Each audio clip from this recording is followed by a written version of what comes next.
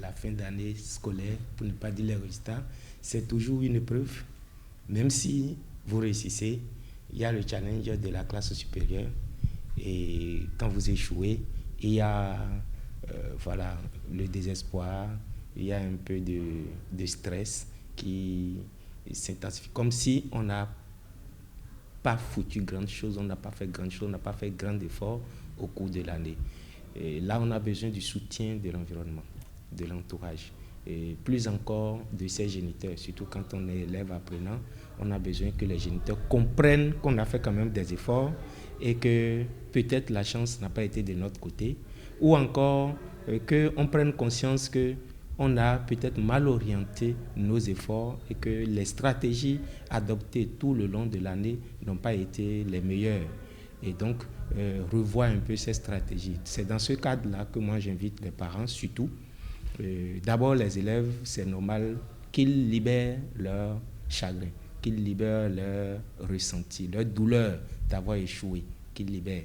Et ceux aussi qui ont réussi, qu'ils libèrent la joie qu'ils ressentent. Parce qu'il ne faut pas emmagasiner, ça va créer encore d'autres choses, qu'ils libèrent, qu'on leur donne la possibilité à ceux qui vont exprimer leur joie, d'exprimer librement, à ceux qui vont exprimer leur tristesse, de l'exprimer dans les limites.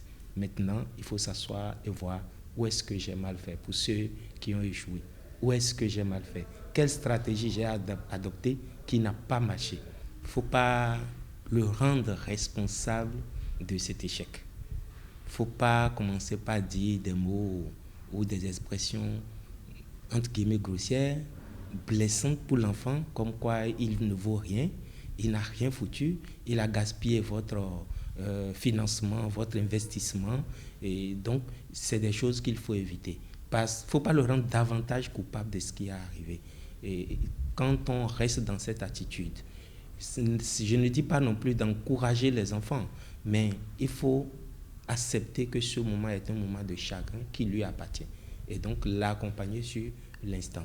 Et lui faire comprendre que vous comprenez sa douleur, mais pour avancer davantage, il va falloir s'asseoir et analyser point par point les efforts fournis de part et d'autre et qu'il accepte ses faiblesses et qu'il accepte librement, l'amener à demander de l'aide ou lui proposer de l'aide parce que vous êtes son géniteur, vous l'observez, vous connaissez les forces et les faiblesses de votre enfant.